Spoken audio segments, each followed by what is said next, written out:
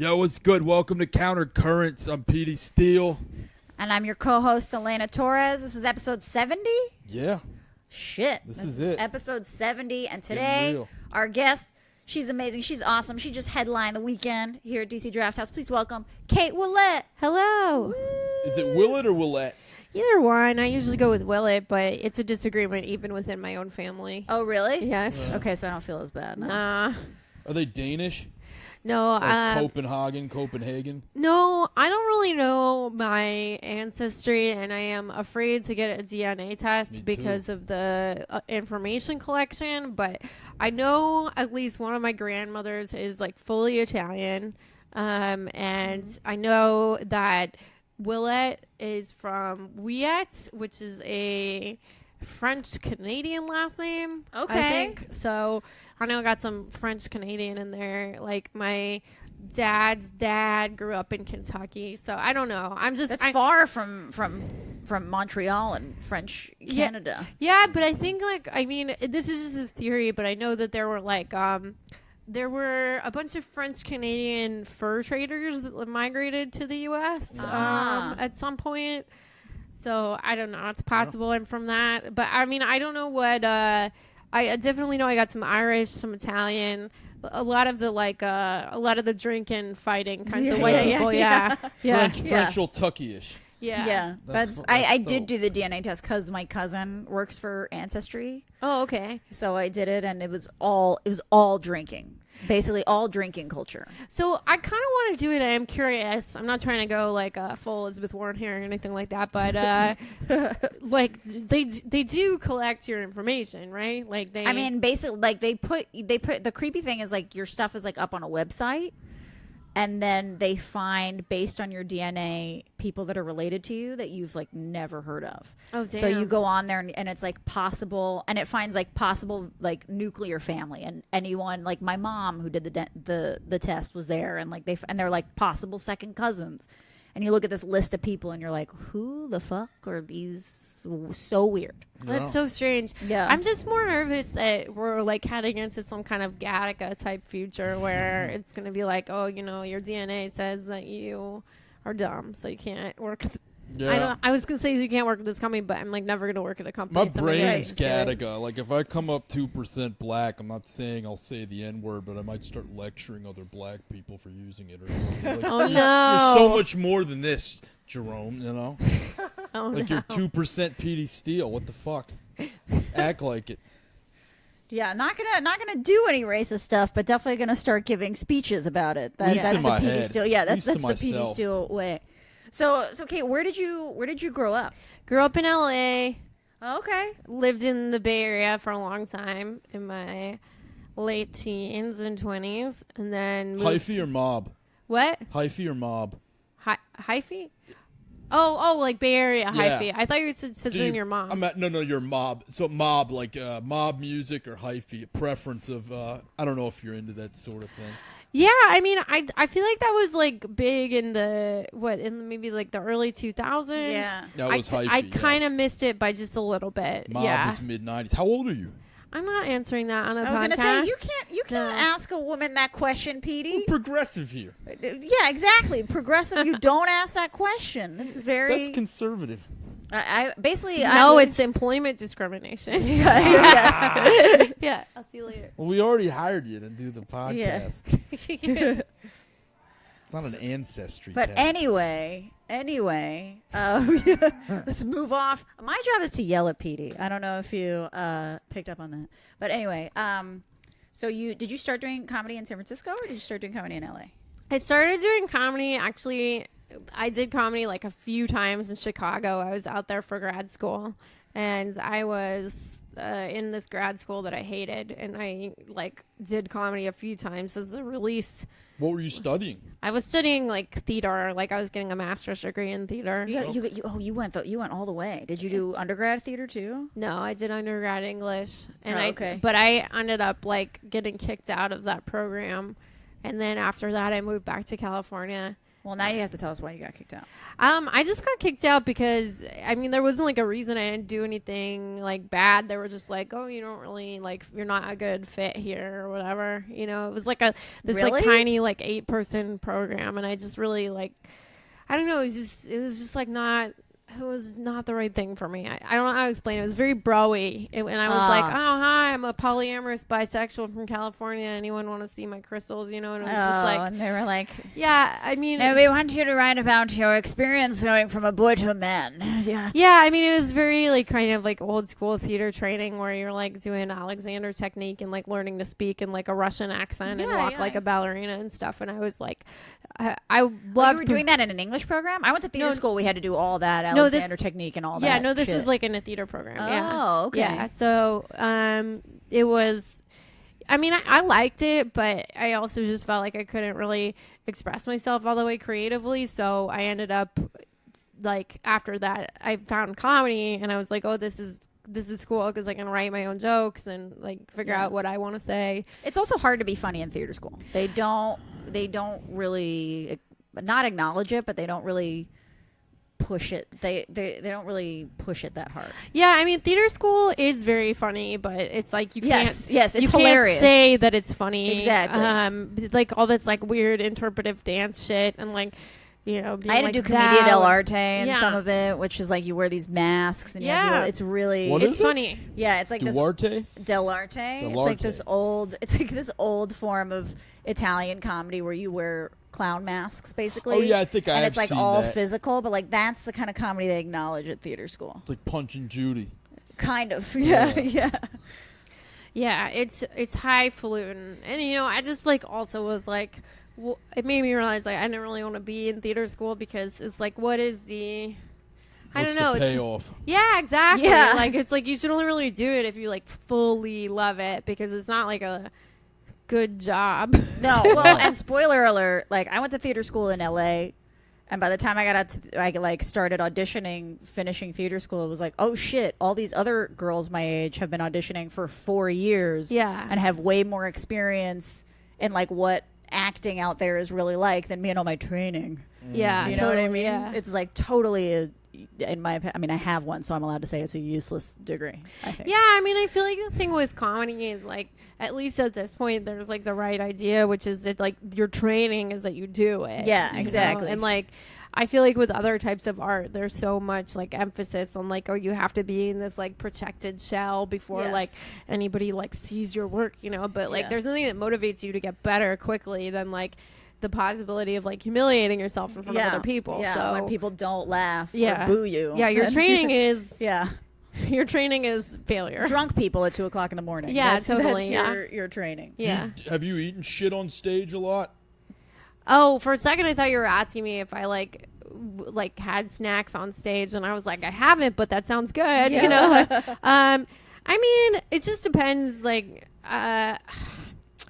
you know, I think it's good to be willing to not like bomb, but I think it's good to be willing to like do okay, you know, and like try new stuff. You know, if you do like, I mean, like, I think when you're first doing comedy and you don't have any material that kills, like you work really hard until you get that material that kills, but then once you have it, like it can be easy to like lean on the stuff that you know does really well, 100%. you know, but like you're not really gonna if you want to grow and like also just have like a okay time for yourself on stage, you gotta like do new shit. And so I don't know, I think like when a comedian tells me like, oh, I never bomb, I'm like, you're a hack. Yeah, for sure. Yeah.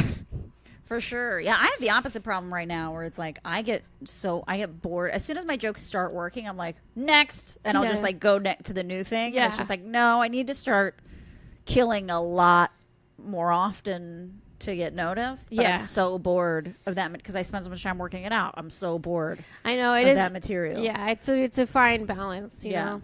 I like this sandwich approach, and I'll take like one killer thing and put something that's kind of whack or undeveloped in the middle, and then go with a that's the right way. Yeah, that's a good one. Yeah. And so, how long have you been doing comedy now? Almost 8 years. Okay, so a while. Yeah. And then you started in Chicago, and then you moved back to LA. No, I went to Chicago and then I moved back to San Francisco. Okay. And then I moved to LA for like a minute, like a year. And then I moved to New York like 3 years ago. Oh, so you live in New York now. Yeah. How do you compare doing comedy in New York versus doing comedy in LA?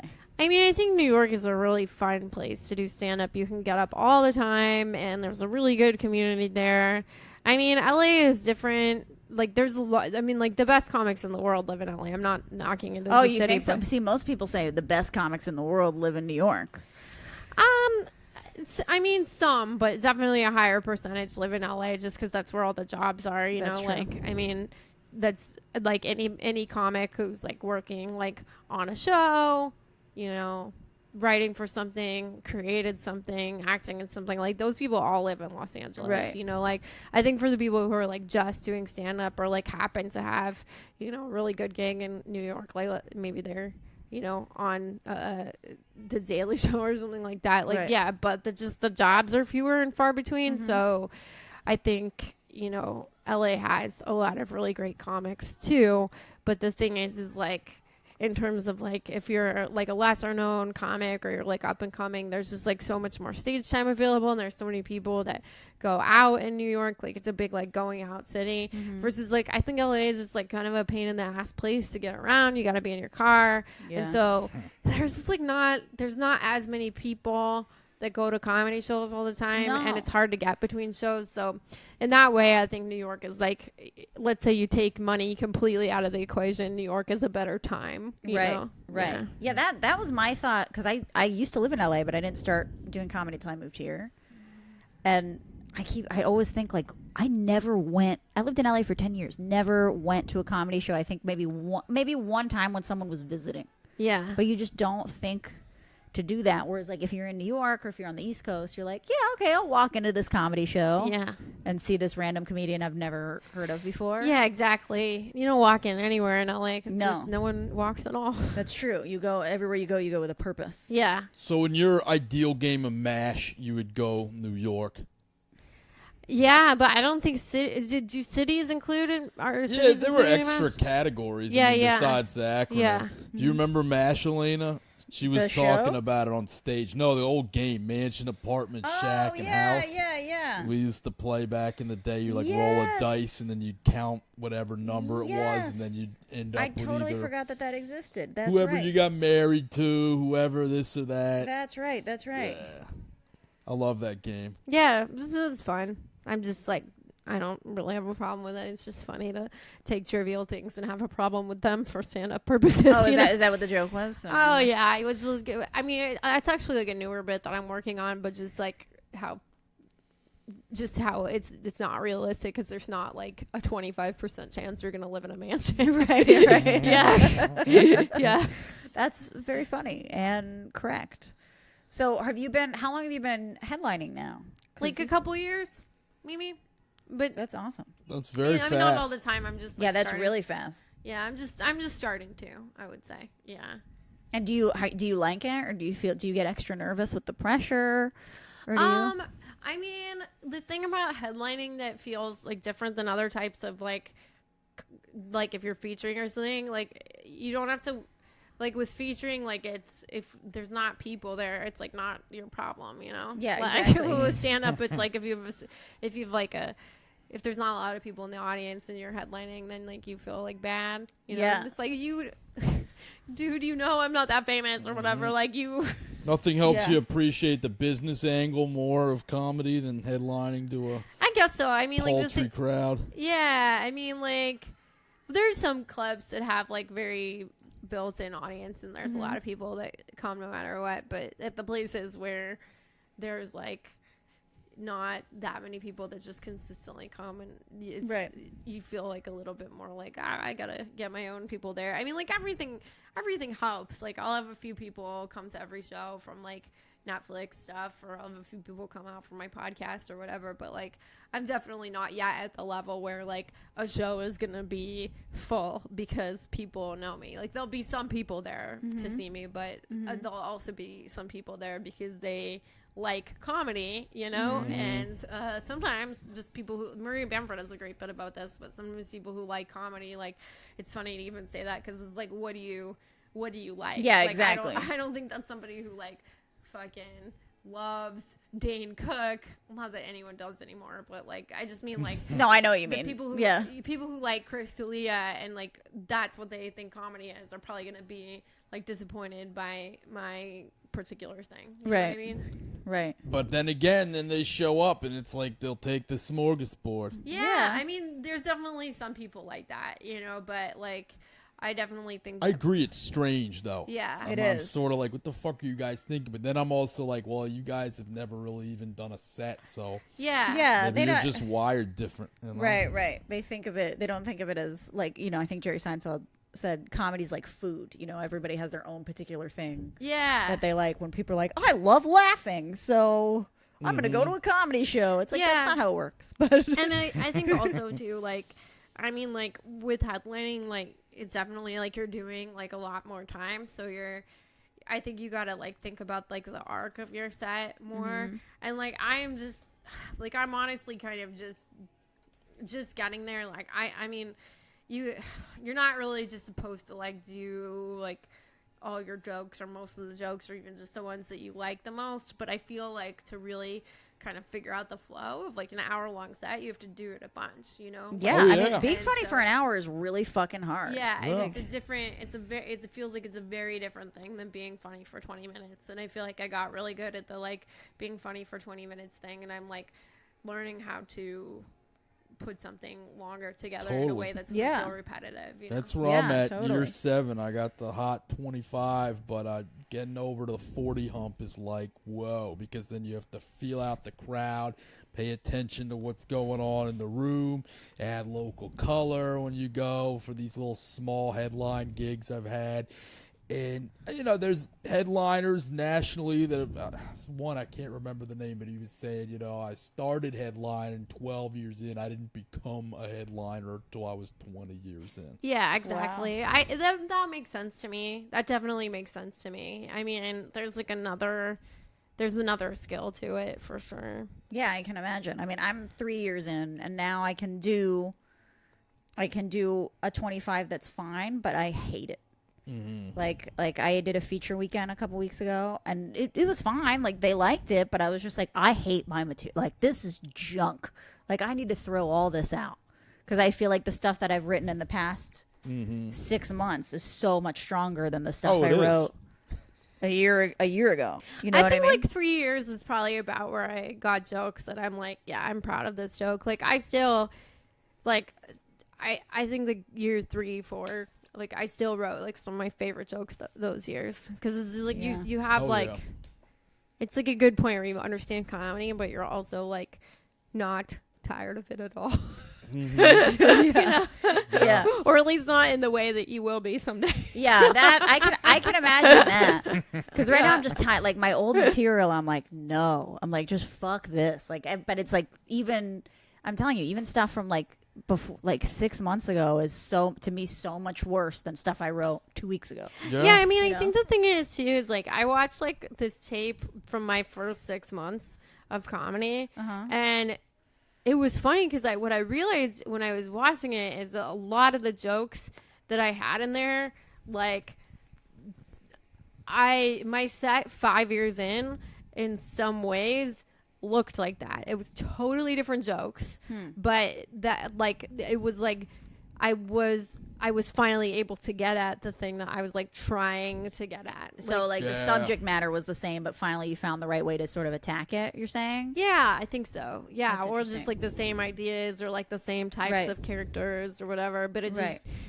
you know, it just none of the jokes were the same, but it was very much like, oh, that was what I was trying to do. And I hope that that's how I feel about my comedy in like, you know, 5 more years is like the whatever I'm trying to do right now. I hope it's like, oh, that's what I was trying to do. You know, it's fun. It's good to keep growing, I think. Yeah. It's sort of a weird like psychic instinct I've been having recently where like, okay, I used to look at everything for jokes and I still look at everything around me and observe stuff, but the way it used to hit, like, oh my God, that's bitter, whatever. Now I'm sort of like, no, that's not. Shut up, that's stupid, you know. And I just discard stuff because I have a better instinct of what may have legs. And Yeah. what Yeah. is just Yeah, a waste of that time, sounds right. Yeah. You Yeah. know?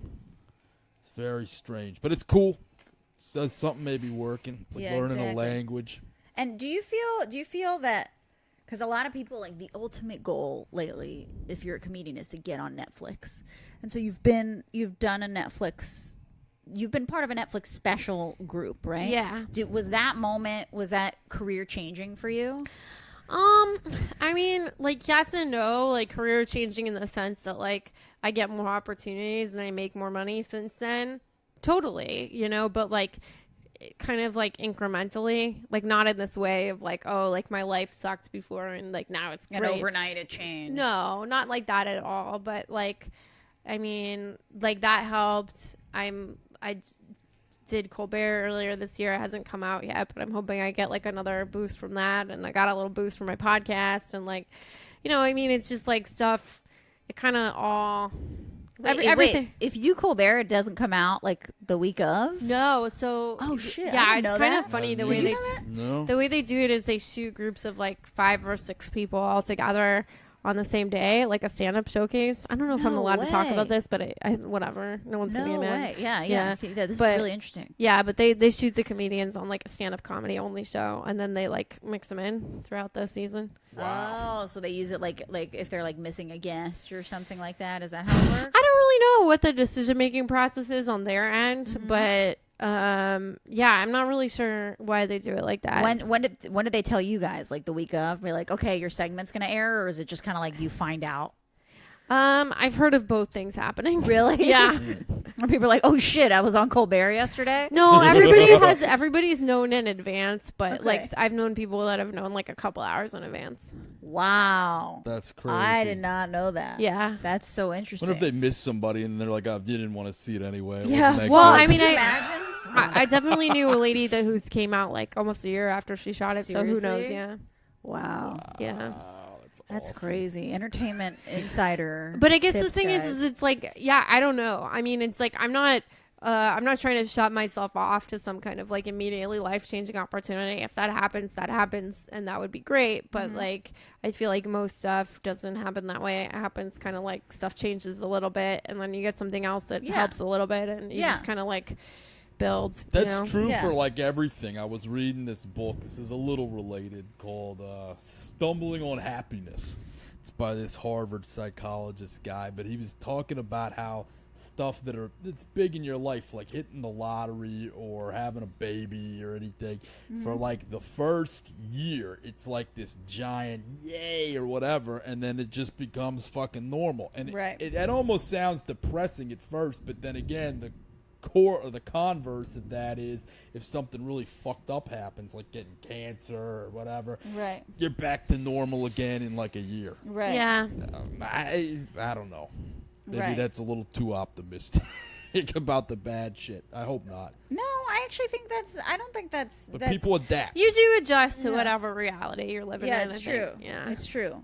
Even if sometimes, I don't know, I feel like I've seen some people in entertainment become successful really fast and really young. Yeah. Ooh. And Oh, then I've their seen their sense of reality is that. just warped. Goodbye. yeah, it's just not real. It's just not reality. Yeah. And they're horrible. The self-absorption level is like out of control because Oh yeah. I'm not gonna say no names, but Yeah, yeah, definitely yeah. people that came from here too young, and I saw it because I was older when I started.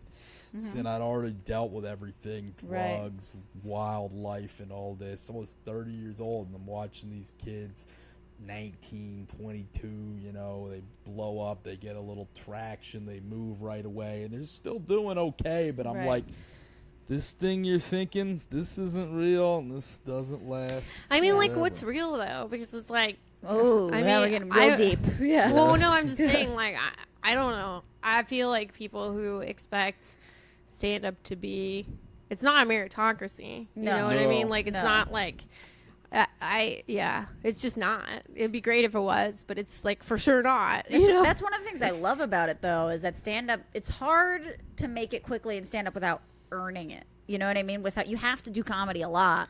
I'm not. I people completely disagree with you. Really? I'm not going to name names, but really, you think people? It's not hard to think of examples of people who are very successful. But when we turn this off, I want to know who you think. Because well, I mean, I'll give like a genre. Like there's like YouTube stars that are really but that are doesn't count headlining and what.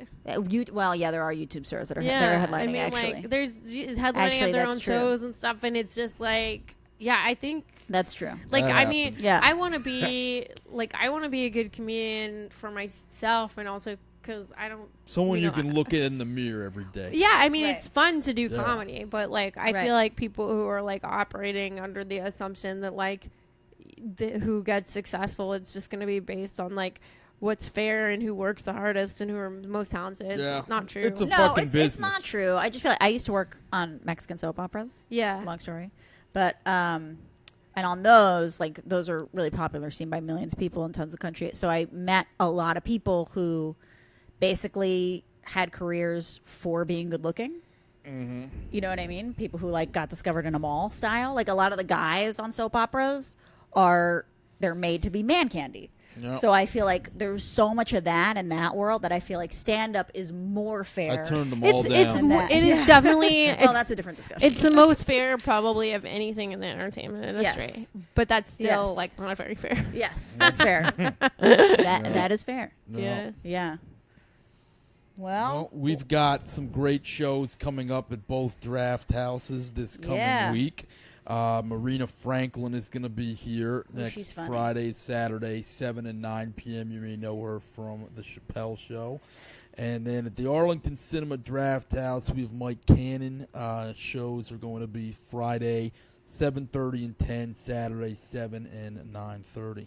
And hit us up on the Counter Currents social media platforms. Follow us for a chance to win 3 free sets of tickets to any of these shows. And hit us back or just tweet at me or say something yeah, exactly. crazy. If you comment, the odds of you getting free tickets and stuff are so much higher, especially if it's nice. Just saying, you guys. Nice for her. I'll take mean. Yeah, you can be mean to Petey. That's cool. Petey can handle it. I'm too pregnant for that. I'm too sensitive.